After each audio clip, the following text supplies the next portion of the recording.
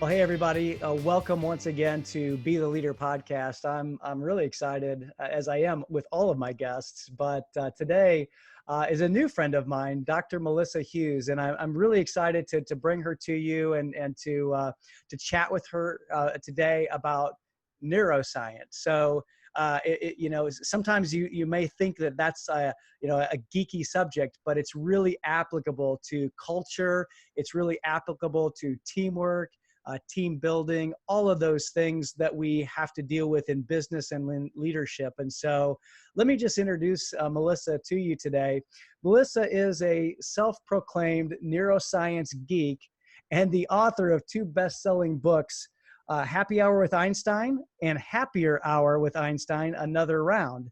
I actually have that second book, and I'm so excited to have started it and just got into it. It's great. Her writing style is amazing.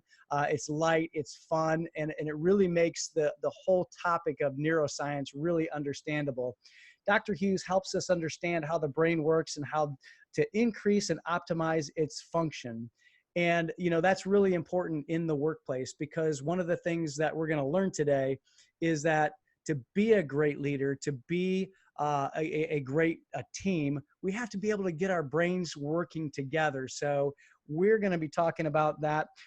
Dr. Hughes has worked with a wide range of audiences, everything from Fortune 1000 companies.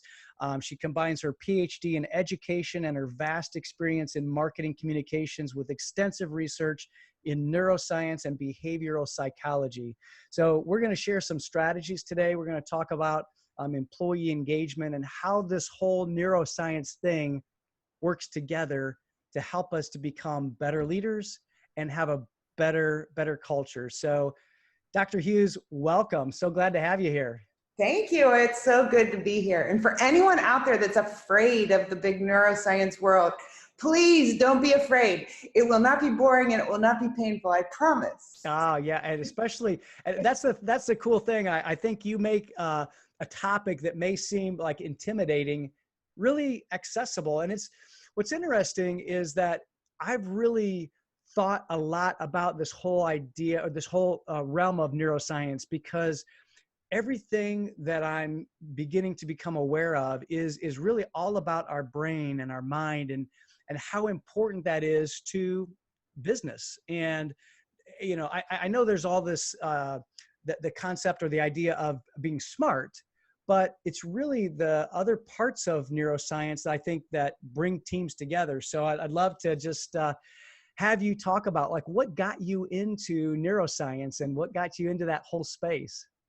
So my journey with neuroscience started, my professional career started in a fourth grade classroom. So I was a teacher, and at the end of that first year, I did my post-mortem with my mentor, and we sat down to talk about what works and what didn't work so well, and what do I really need to work on over the summer so that I can come back as a big badass teacher year two, right? Because I was that teacher that's going to change lives one child at a time. And the thing that really bothered me was spent all this time in college, and I did all my methods classes, and I learned theories, and I learned strategies, and I learned instructional formulas, and no one taught me how the brain works. No one. And so I think that was kind of where it all started. And when I started teaching, it was kind of the beginning of high stakes testing. And it would have been really helpful if someone would have told me that excess cortisol in the brain actually shuts down the prefrontal cortex, the thinking part of the brain. And that's where I want my kids to hang out. I want them to be in that space where all the higher level executive function happens. But it would have been nice to know that that's also the part of the brain where our impulse control lives.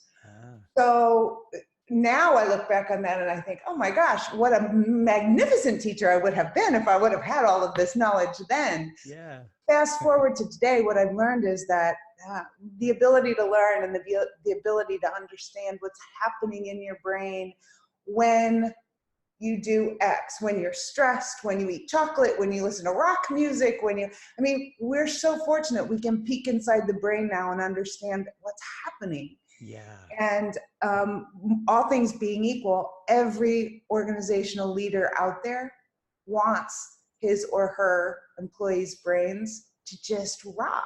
I Yeah. mean, that's what we want. And everybody's looking for the secret sauce for employee engagement and company culture, and you can't talk about culture without talking about engagement, and you can't talk about engagement without talking about human motivation. Yeah.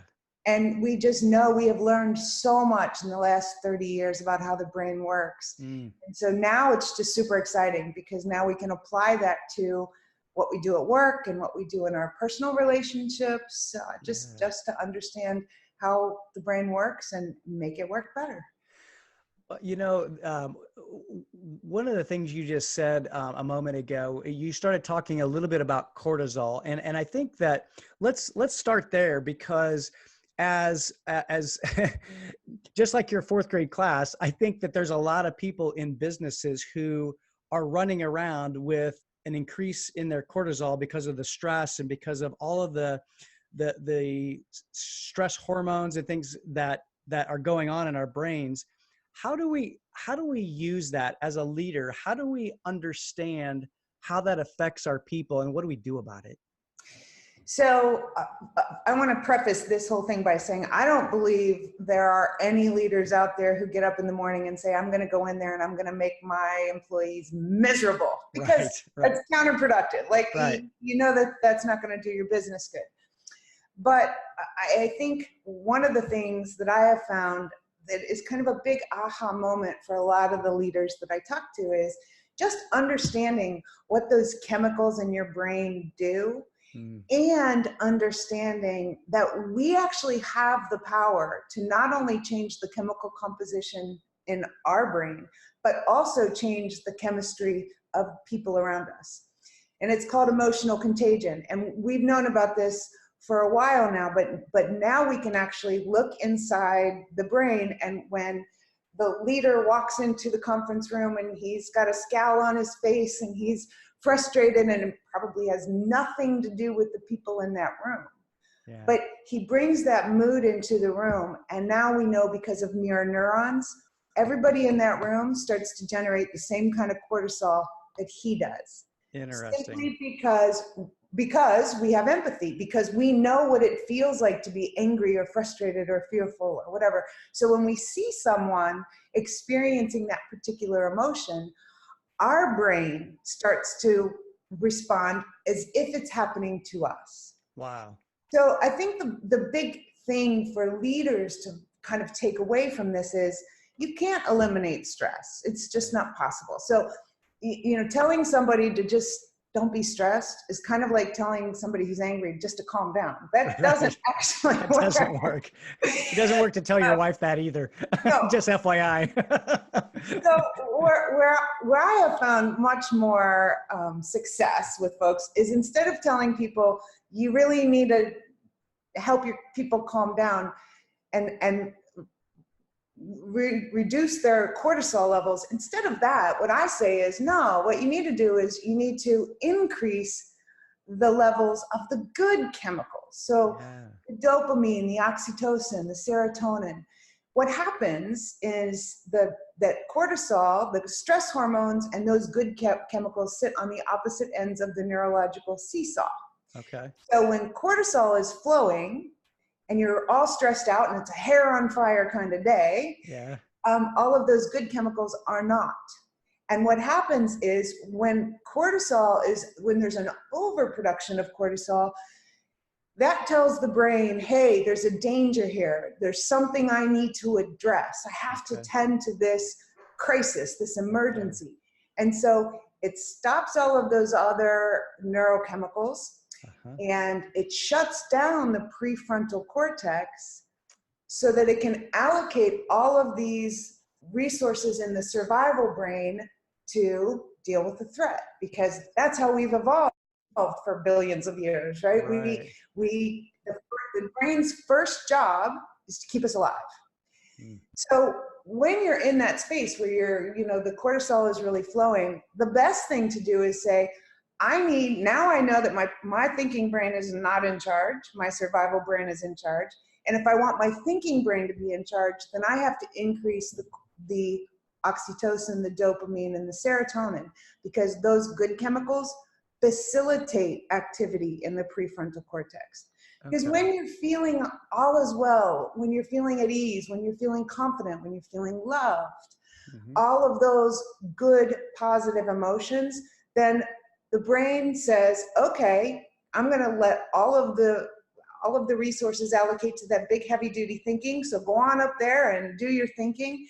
And the survival brain still kind of hums in the background, but it's not in charge. Okay. And what happens is when we're in the overflow of cortisol, the survival brain just takes over. Okay. The thinking brain can't work. Yeah. So when I go in and talk to folks, I say, this is how you increase the oxytocin, the serotonin, and the dopamine. And if you focus on increasing those instead of focusing on decreasing cortisol, you get the same result.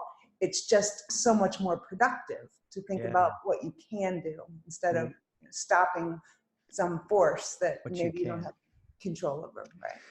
So tell me then, what are some of those things? What are those practical steps that leaders can do to raise those other chemicals in the brain to kind of outweigh that seesaw of chemicals and in a sense overtake the cortisol? How do they do that? So we have basic human needs. So we need food and shelter and clothing but we also need to feel a sense of safety. We need to feel like we're making enough money to pay our bills. That's financial safety. We need to feel like, we're not going to be bullied when we come to work or harassed. So those are safety. So physical and psychological safety there. When both of those needs are met, that means that now we can start to get into the higher needs that get to higher level thinking. And the next one is really belonging. I mean, we have a need to belong. People need to belong to a tribe, to a team. I mean, it's why when you go to a sporting event, when you go to a football game, it's why when you are sitting in that stadium and you cheer your team on and the team makes a touchdown and the entire stadium goes wild. That feels so intense. It feels so much more intense than when you see that same touchdown sitting by yourself on your couch. Right. Okay. And there again, that's mirror neurons at work. We're picking up, all of the neurochemistry of the people around us, and it makes that experience much more intense. So, I think for people who go into an office every day and they don't feel like they belong, or they don't feel like their ideas are accepted, or they don't get any feedback. So, I talk to people who say, well, I don't give my people a lot of feedback, but I'm not giving them negative feedback. And there have been a lot of studies that have been done that say not giving people any feedback is almost worse than giving them critical feedback, because at least when you give people critical feedback, the intent is to make them do their job better. So there's a care element there, but no feedback says what you do doesn't matter. I don't care about you. We don't care. Yeah, sure. You don't belong here. And so then what happens is those good chemicals are not flowing, because when you feel that sense of belonging, that's one of the things that makes oxytocin flow. So oxytocin is the love drug. It's the cuddle drug. It's what is released when we have sex and when we hug. It's the biggest surge comes when a mother breastfeeds her child. And there are actual neural pathways that are dedicated to that connection, that human connection, that bond with another person. We've heard of, there are babies who don't get physical touch. They have what they call failure to thrive. And part of that is because those neural pathways in their brain didn't connect, because no human being gave them that physical touch. So we need it all throughout our lives. We need it as grown-ups. It doesn't stop when we leave the elementary classroom. We want to belong with our peers. We want to belong with our family and friends, but we also want to belong at work because Yeah. we really, we also have this need to contribute. Mm-hmm. So that's another need. People don't want to come into work and just, fly under the radar and do as little as possible. I mean, that is no fun. Right. The brain is designed to get excited about a challenge and get excited about that feeling of accomplishment and that feeling of contribution. And when we don't give people the opportunity to contribute, or we don't acknowledge those contributions, then we're back to the cortisol spot. Okay. Yeah. Yeah. Because that need is not being met. So if I'm hearing what you're saying, then we need to first make sure that we are giving our people feedback. We have to give that feedback so that they know that they matter, and then also create a sense of belonging and allow them to contribute. And what are some how are you seeing this played out in some practical steps? I mean, as far as feedback, I kind of get that, but like belonging, what are some things that some companies are doing that you've seen to create that sense of belonging? There's an explosion right now of research on gratitude in the workplace. Yes. Appreciation and gratitude. And if you think about when somebody thanks you, you get when was the last time you got a handwritten thank you note in the mail with a stamp on it, all of that, right? Yeah. So when you take that envelope out of the mailbox, there is this joy that you can't even describe, because we don't think about this necessarily, but we know that somebody took the time to get a note card, to write that message, to put it in an envelope, address it, put a stamp on it, get it to the post office, all of that stuff. And then a couple days later, it shows up in my box, and that just feels so good. And you think about somebody that would take the time to do that little thing that costs a few minutes and a few cents. That person must care about me. I must belong in this space, right? Yeah. And what the research shows is that people do not typically express gratitude to their colleagues at work. It's like it just seems like it's a taboo kind of thing. Like we just don't do that. And now we're finding that more and more companies are doing that, and they're getting such great results, because the best way to get someone to work harder is to thank them for the contributions they make. That's the best way to get them to work harder. I love it. It's a motivator.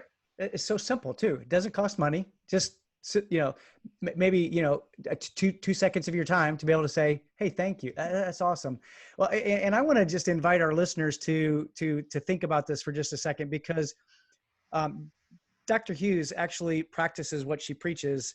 As she was talking, I was pulling out the handwritten little note that she sent when she sent me her book, Happier Hour with Einstein. And it basically just says, sending a little happy your way, pass it on. And I thought, how cool is that? And then there's this little card that you can open up, and it says, if you woke up this morning, it's time to celebrate. Awesome. I mean, like that is really cool. So number one, thank you. I love that. But secondly, I think for our listeners, it's so easy. It's so I think sometimes we make this employee engagement conversation so difficult. Yeah.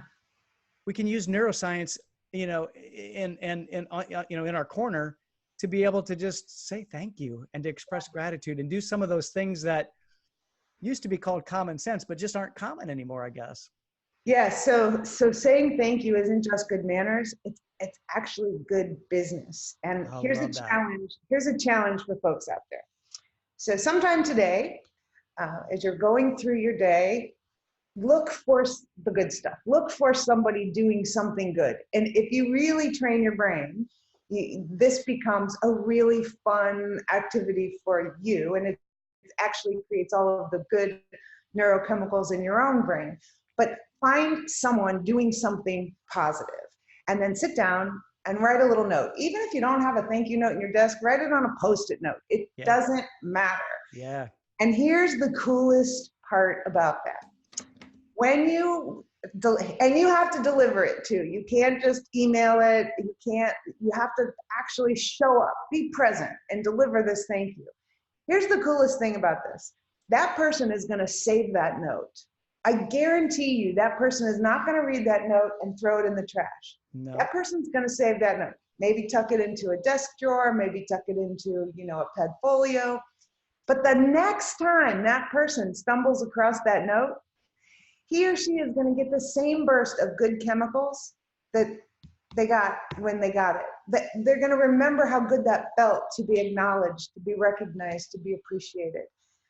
And those are the kinds of little things that make such a huge difference. So that's my challenge. Yeah, I Find love that. somebody, say thank you today. Yeah. Yeah, two thoughts here. Number one, you just brought up something that is, it's a big, I use it as a quote of mine. It's the little things that make the biggest difference. And so as a leader, it doesn't take these huge magnanimous things to actually be a good leader. It's the small things. And it's interesting. You say something. I have, I can't reach it right now, but back on the shelf right here, I have a card. I have a postcard or a thank you card from a colleague who sent me a note. I mean, every time I look at it, I'm like, I smile, because she was just thanking me for what I was doing. And so you're so right. And I think that, that's the first thing. It doesn't take like huge efforts. It takes just little things. And so those little things make a big difference. And I think that we have to remember that. We have to remember that it's those little things. So anyway, I appreciate that. It's so true. I'm getting ready to go do a presentation in the hospitality industry. So I've been digging into some of the statistics for hospitality, hotels and restaurants. And the hospitality industry has the biggest turnover rate. Their turnover rate is like 74%. Wow. Compared to a healthy turnover rate is like 10 to 15%. So they have this astronomical turnover rate, and there's a lot of research to understand, why is it the money? Is it the hours? What is it? And then, they look at the people that have left, that have quit, and they say, what's the number one reason? What could have made a difference? What would have made you stay? And 78%, more than the turnover rate, 78% said, I would have stayed if somebody would have just appreciated the job that I did. Wow. So if you think about the jobs that people do, and in that case, maybe they're the housekeeping staff. That is the most important job of the hotel, in my estimation, because when I go to a hotel, I want a clean room above and beyond everything else. And so if you're a hotel owner, when was the last time that you said to your housekeeping staff, man, I really appreciate you scrubbing the toilets and you're clean, I really appreciate that. Exactly. So I just think we really underestimate the value of appreciation, how much that means to people. Totally so aside from just motivating them to do a better job, it's going to help you retain your best employees. And also, don't forget, the people that are dissatisfied and disengaged and hanging out, they're hurting your business more than the people who leave. Yeah. So, right. Yeah. I often hear, people talk about, well, I don't know, if I invest in these people, what if they leave?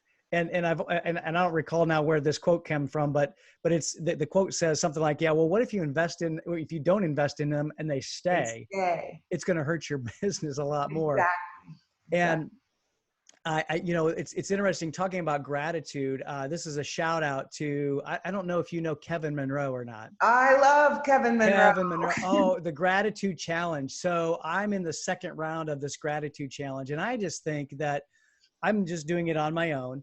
But I think that if companies were to take, or a team were to take the gratitude challenge. So here's my challenge for people who are listening in.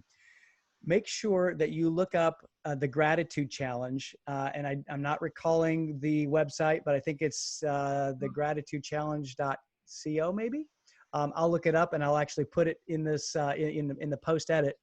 But if teams were to go and actually do the gratitude challenge together as a team, I can imagine just how much that's going to improve the teamwork, the engagement, and really the leadership of that organization. Absolutely. You know, it's funny. I'm doing gratitude challenge as well. And the Love it. challenge yesterday was to ask someone else what I should be grateful for. Yeah. And I mean, the point of that whole thing was we take so many things for granted, For and sure. sometimes it takes some other person saying. So I reached out to a friend, and this friend of mine knows that I live on the water and has been at my house, and we were having coffee one morning, and he said, "Man, those birds are so loud." And it's true. I have just a ton of birds, but Yeah. it's a very cool thing because it's that's the way I start my day. And so when I reached out to him and I said, what should I be grateful for? And he said, you should be grateful that you get to wake up in a beautiful place and hear the birds singing to you every morning. And I was like, Awesome. it Yeah. happens so often that sometimes I forget, I don't even hear them anymore. And so Yeah. sometimes it takes somebody right next to you to shift your focus back to what's important. Oh, for sure. For sure. Gosh, I love that.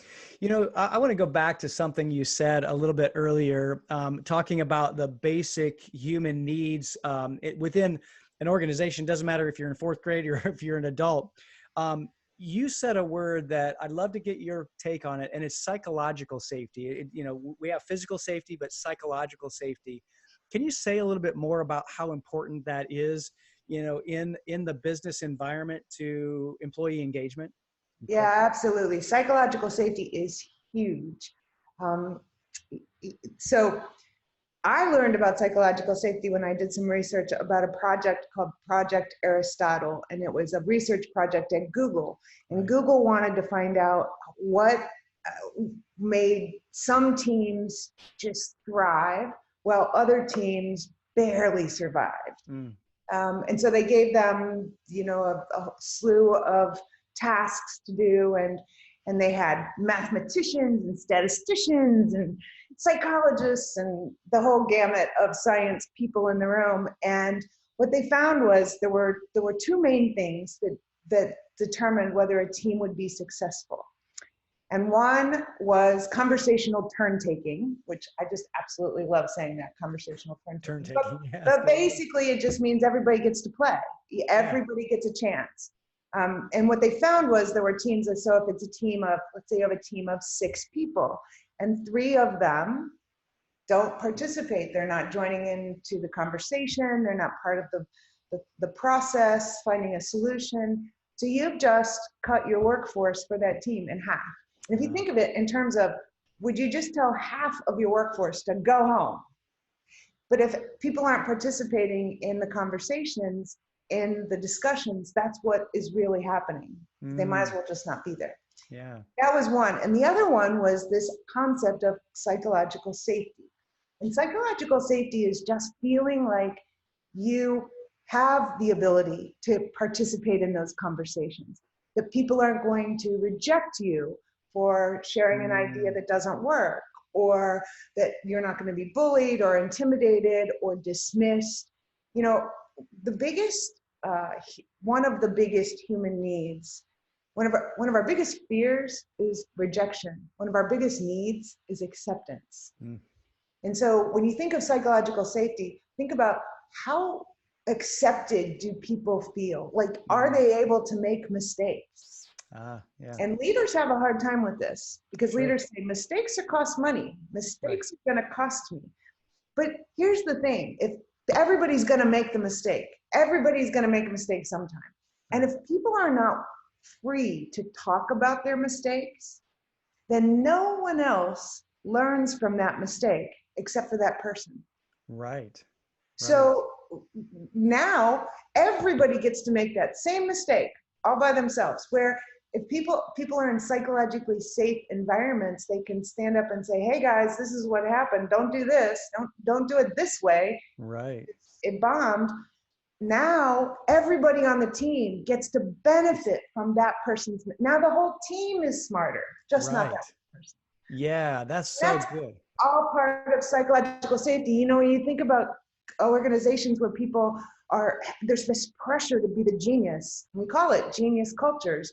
There's a pressure to be, the smartest guy in the room.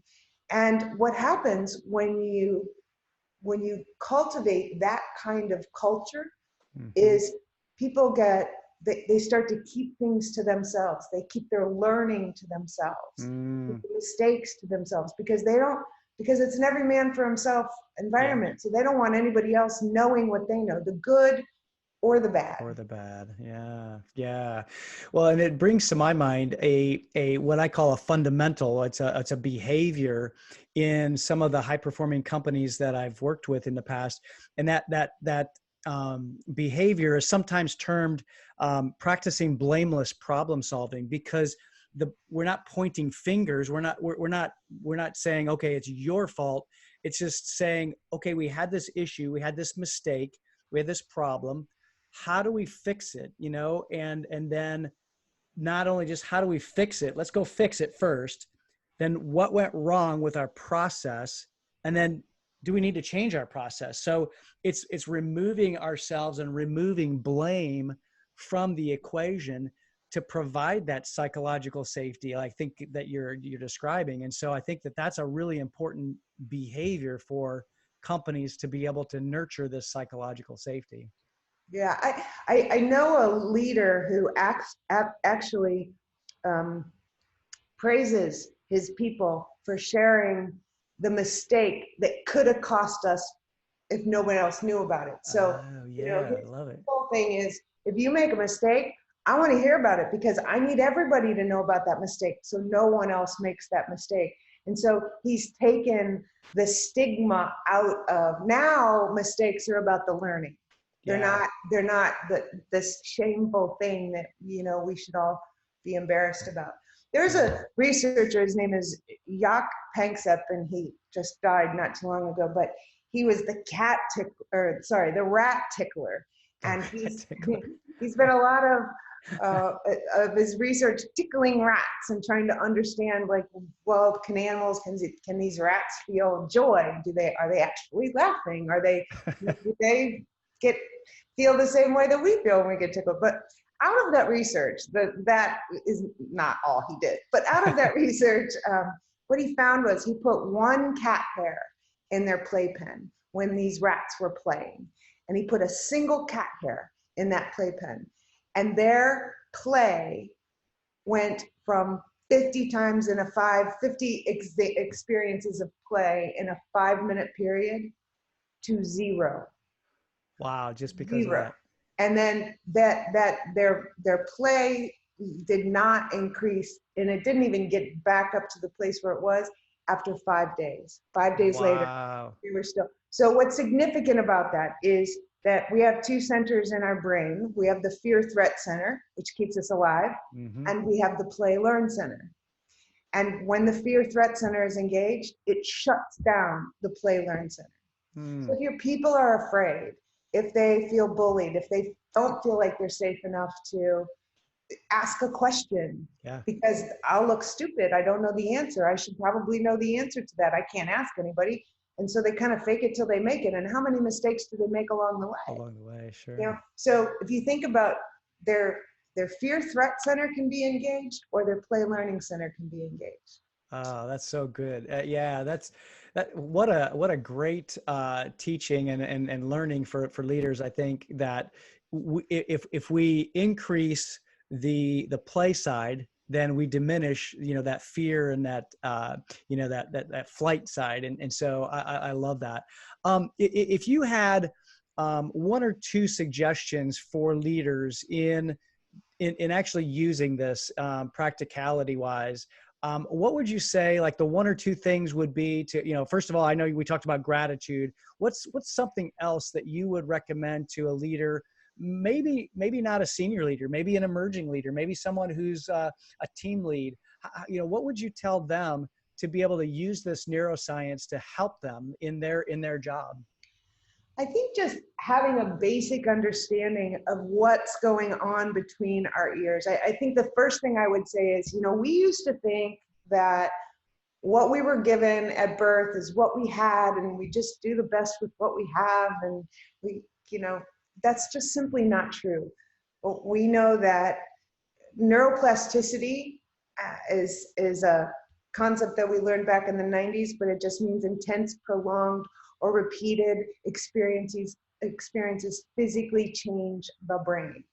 So if you want to grow something in your brain, if you want to grow a particular skill, you can do that by doing it over and over and over again. The flip side of that is also true. If your brain is producing cortisol constantly, you are in chronic stress, you are physically and chemically changing your brain. Wow.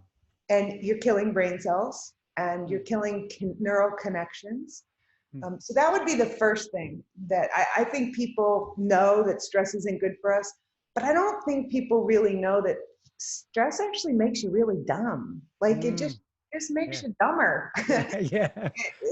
So that's one thing. And then the other thing I would say is that I'm really sharing a lot more, and when I go out and talk, is sleep.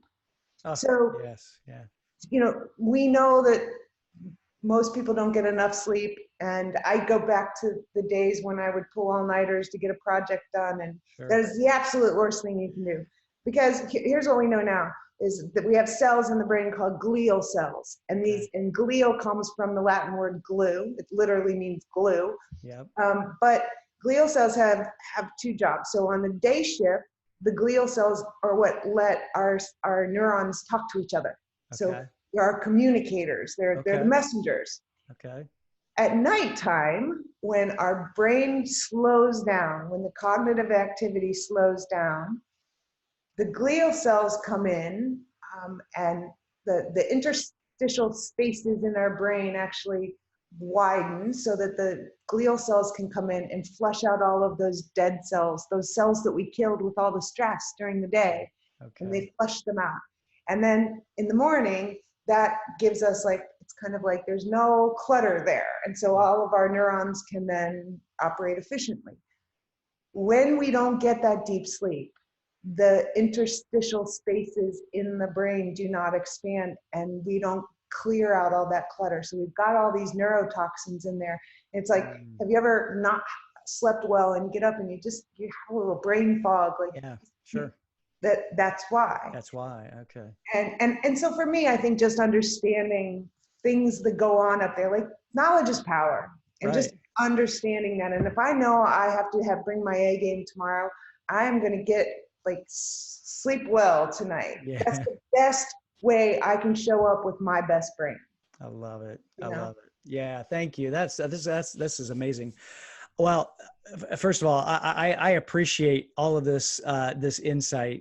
This has been I could actually go on for a long time because I'm fascinated by this whole field, because I think that we underestimate the power of our brains. And I would just recommend that every leader get a hold of Happier Hour with Einstein, because I just started it, and what I've read so far is so fascinating, and I think it's such a great tool as leaders to be able to really use this stuff. I mean, this is stuff that we can use, as you've heard today. So making the environment that we're in safe.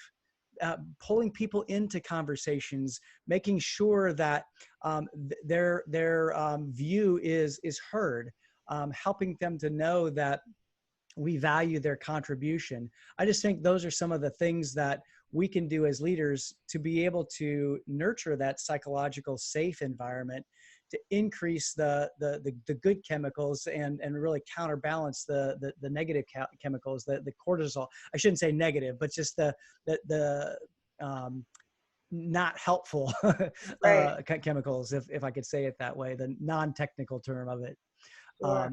Well, that's fantastic. So, kind of as we're wrapping up here, Melissa, what are some things that you would like to leave the audience with in terms of, what other things, or what would be the top things that you would recommend from a cultural perspective and a teamwork perspective, maybe that we haven't talked about already? Anything else that we haven't talked about?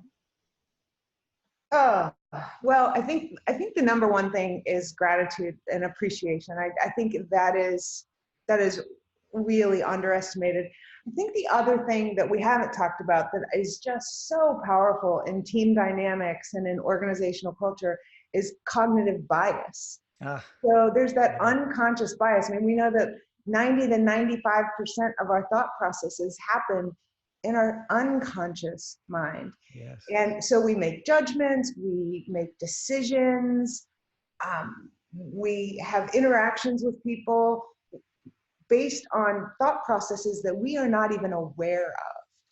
And I really started to dig into cognitive bias a couple of years ago. Actually, I have a white paper out there that it's a free download so people can get it. It's 10 cognitive biases in the workplace and how Awesome. they might be killing your business. And it's Awesome. so true because when you take a look at these biases and you really understand them, you'll see them everywhere. You'll see them in your meeting rooms, you'll see them, and the more your folks understand how those biases work, the more that you can put them to rest and they won't derail those team dynamics. Because why expend time, money, energy to find the best and brightest people if A, you're not going to let them contribute, B, you're not going to appreciate them for being there, and C, you never hear their best ideas. So Right. a lot of Right. those cognitive biases shed a lot of light on, why we do what we do in those team situations.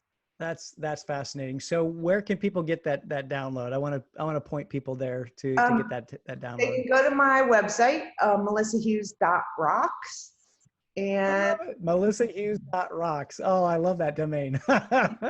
And also, if you just go to the contact us page, I can shoot me a note. I can send you the link to the white paper. But also, I do a video nugget every Friday. And it's a 3 to 5 minute video nugget. It's not salesy. I think that's just rude. And I don't share your email address, and I don't junk up your inbox because none of Yeah. those things are nice. But every Friday, I just share some fascinating little nugget about the brain or something that I think is fascinating. Cool. Yeah, so you can Awesome. sign up for the Neuro Nuggets. I love it. Sign up for the Neuro Nuggets. All right, so we're going to put that in the show notes as well. We'll put that in the description, and we'll put a link there. Melissa, thank you so much. This to me is fascinating. I have a feeling we're going to probably do another one of these rounds because I think that there's so much here that leaders don't know that could be helping them to increase their productivity, increase their employee engagement, and really making life a lot more fun.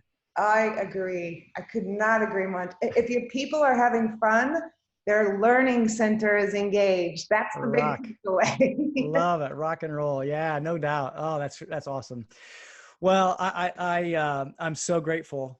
Speaking of gratitude, I'm grateful for your time today. Thank you very much for being here. Thanks for sharing your knowledge, and thanks for sharing really these leadership tips, because I think that if we want to be better leaders, if we want to be the leader, then we have to use neuroscience. We have to use everything that we have in our toolbox to be able to be that leader. So thank you, Dr. Melissa Hughes. I appreciate it. Absolutely. Thank you. The pleasure was all mine. Awesome. Well, thanks so much for joining us in this conversation. And until next time, be the leader.